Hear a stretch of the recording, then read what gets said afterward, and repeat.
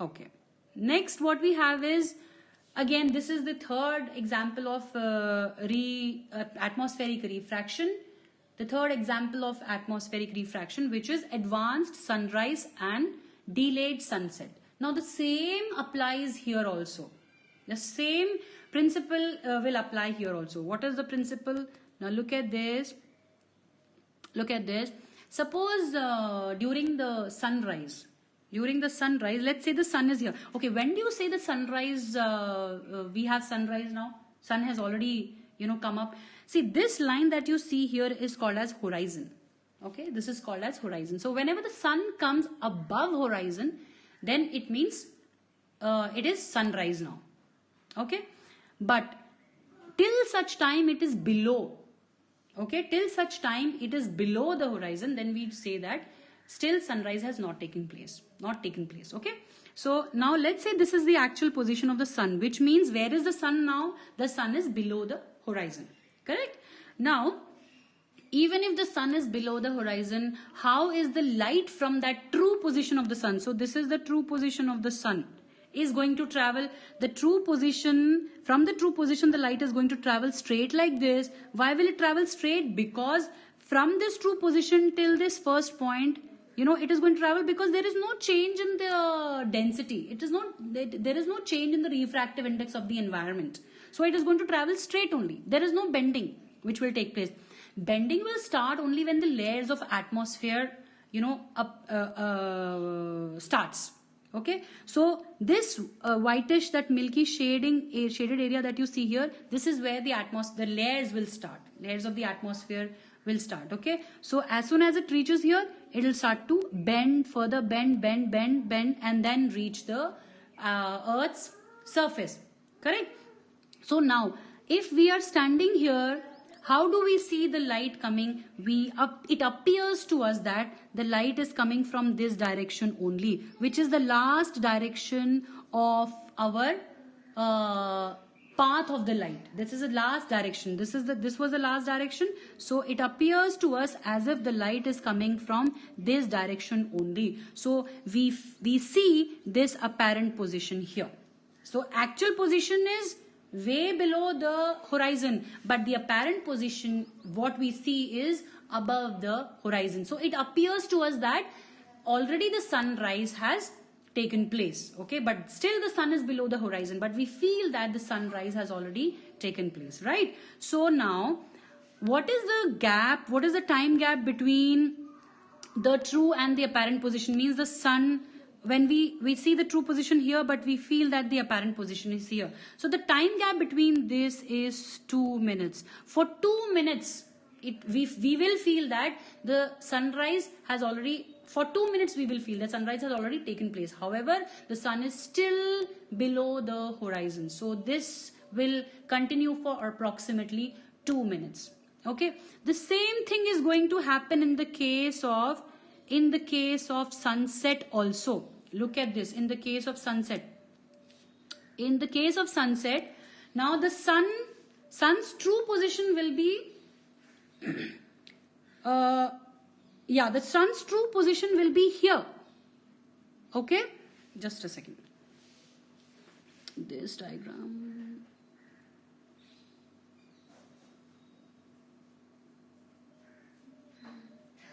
Yeah, okay. So the sun's true position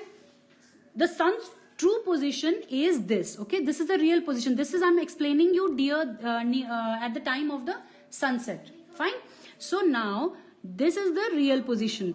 But now from this real position, how the light ray is going to travel? The light ray will travel straight like this, because till this point there is no change in the refractive index. Correct? And at this point, then when the first layer of the atmosphere starts, then the ray will start bending, and it will reach the observer here, right?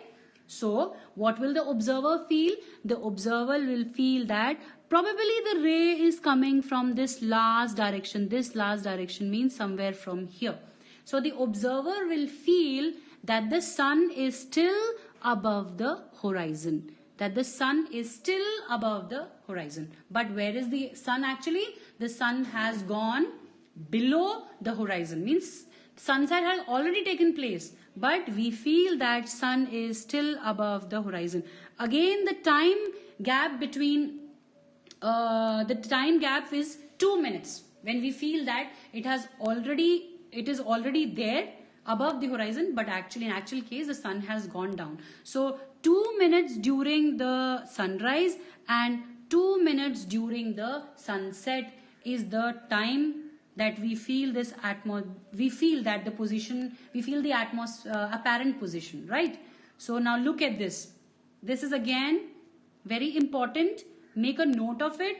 Look at what I have mentioned here. The sun is visible to us for about 2 minutes before the actual sunrise. Matlab, we feel that, which means we feel that the sunrise has already taken place, right? 2 minutes before. And even at the time of sunset, this is what appears to us, is that about 2 minutes after the actual sunset. And it is because of what? It is because of the atmospheric refraction. Correct? So 4 minutes is the delay. 2 minutes during the sunrise and 2 minutes during the sunset is the total delay. And this delay is because of atmospheric refraction. Okay? So these points have to be there when you start to explain why advanced sunrise and delayed sunset. You know, the reason. And why do we have apparent position and the true position? Okay? Why the planets do not twinkle and why the stars twinkle. So in all these questions, you have to have the term atmospheric refraction flashing in positively. Now the next example of atmospheric refraction and the next question that is important is, why is the color of the clear sky blue? Why do we see the sky blue in color? Okay, there is one more question which is put up. Ma'am, what about the meteoroids and asteroids present in the space which obstruct the light of the star? See, they are not, they are also moving. But the effect because of asteroid and meteors is very, very negligible. Means how many of us have actually seen an asteroid or a meteor? So we don't know. And it is very difficult to even capture the effect of these things because they rarely occur, and even if they occur, you know, we are not there to observe them and to capture the effect, right? That's why. Okay, so next is, why is the color of the sky blue? Now understand that I have told you initially that the light which is coming from the sun, we know that it is white light, and this light consists of all the 7 colors. So when the 7 colors are together, what kind of light is this? It is white light, right? So the white light is coming.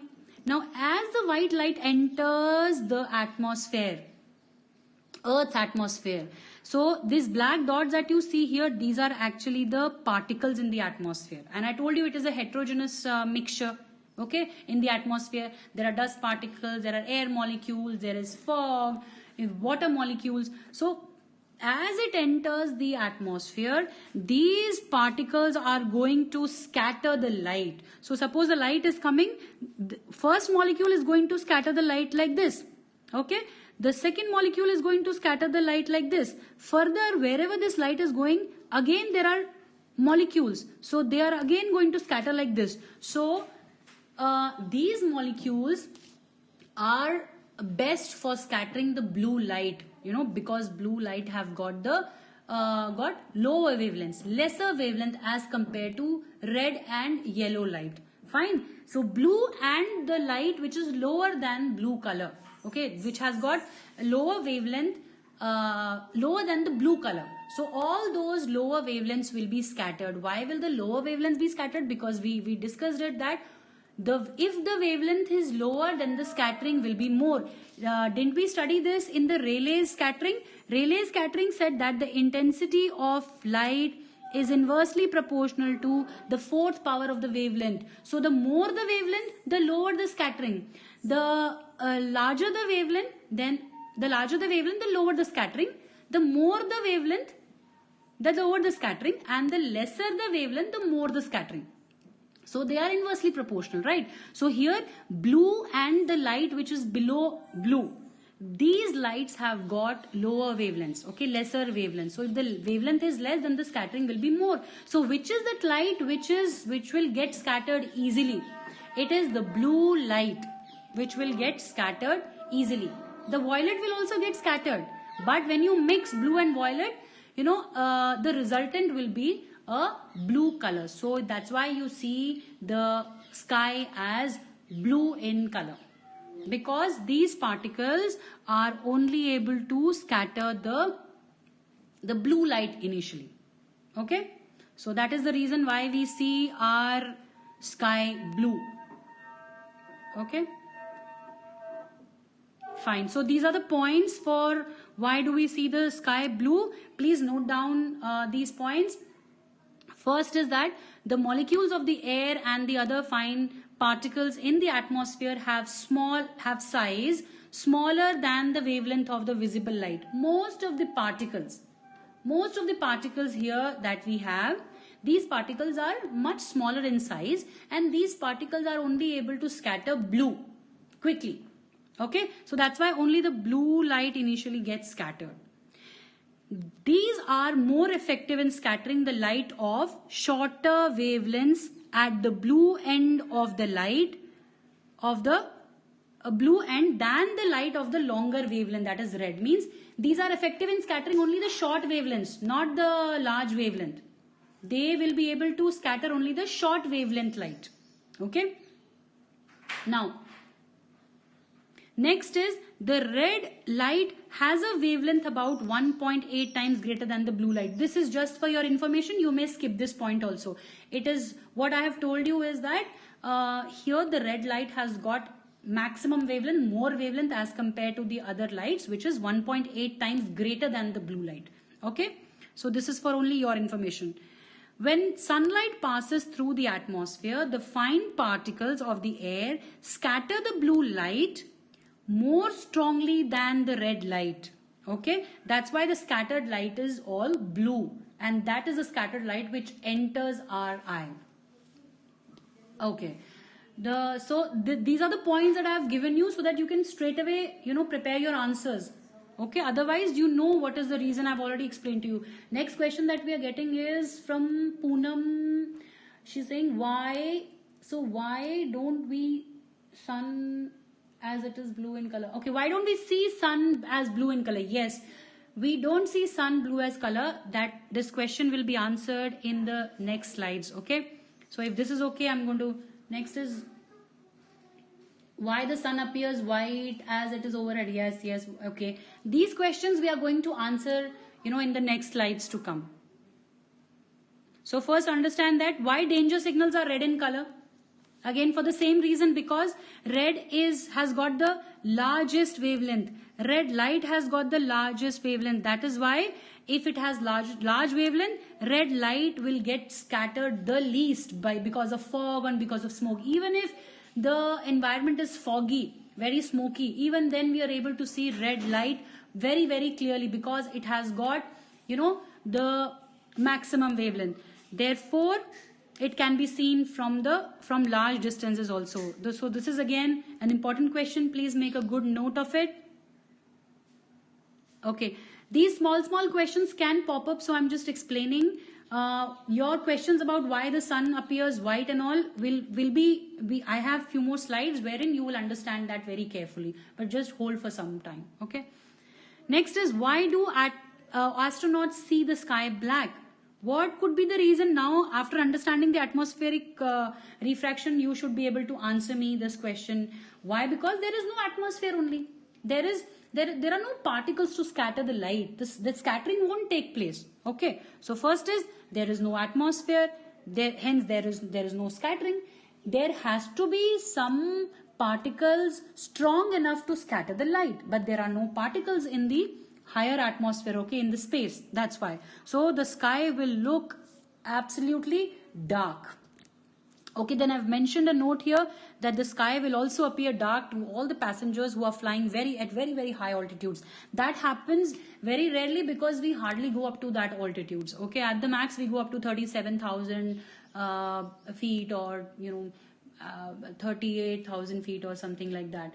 So till that point also you will see, the environment is still not as rarer to not scatter the light. So some scattering will take place. Okay. So this is again a very important question, can be asked, why the astronauts see this. So I have actually prepared all the slides in such a way that, all your questions are already prepared in the slide. So you can just jot down the answers and study them. Okay. Another question is, why do you see the sky orangish or reddish? Orange and red colors are generally mixed. And why do you see the sky orange or red during the evening or sometimes in the morning? So again, very important. The reason is that, see, when the sun is setting or when the sun is just rising, the sun is at one end here. And we are here. The sun is not over our head, but the sun is here at one end. So for the light to travel from that distance, so actually the sun is at a very far distance, greater distance. So for the light to travel from this distance, the light has to travel a very, very large distance to reach us. But when the sun is right at the top of our head, here at the first position, so the sunlight will only travel straight. So when it travels straight like this, it is traveling lesser distance. But when the light is traveling from this distance during the evening and in the morning, generally the sunlights are traveling much more larger distance as compared to when the sun is in the first position. Okay, so this is the second position. This is during sunset and sunrise. So because they are traveling larger distance, what would happen? Initially here, as the light starts to travel, all the blue light will scatter. Okay, all the blue light will start scattering. Okay, now as it reaches somewhere here, slowly the next higher wavelength would start to scatter, because now all the blue is over. All the blue has been already scattered. So what is left when it reaches us is only yellowish and slight amount of reddish color. Slight amount of yellow and red light is left, which is unscattered, because the particles of the atmosphere are not able to scatter the red and yellow light. So what reaches us at such a large distance is only the yellow and the red light. Okay, that's why we see the sky reddish and yellowish mix, reddish orange is what we see the sky during the evenings. Okay, so that is the reason during sunset and sunrise. Okay, so this is again there are 2 points which are to be noted here and which are to be kept in mind. First is, please make a good note, these 2 points has to be there, has to flash. First is greater distance. Okay, greater distance that the light has to travel. First is this, and second thing is atmospheric refraction. Okay, I'm sorry about my handwriting because I'm actually scribbling with my hand only. I do not have that digital pencil. So just make a good note of it. First point that has to be flashing in your answer is, you have to mention that during the evenings and in the mornings, the light is traveling from a much greater distance, because the sun is at much greater distance as compared to when the sun is there right on during the noon time, right at the top of your head. Okay. Second is that when the light starts, from such a great distance, first the blue light is scattered initially. So as it reaches us, what is the color, what are the wavelengths which are left? The color which we receive is yellow, orange and red color. That's why we see the sky yellowish orange or reddish orange in color. Correct? So these are the 2 points that has to be there in your answer. Okay, so again I have answered this question in 4 points. One is, the color of the sun at sunrise and sunset is reddish orange. This is because during the sunset and sunrise, the rays of the sun have to travel a long distance. While traveling such long distance, all the light rays get scattered initially. All the blue will get scattered initially. Red is the only color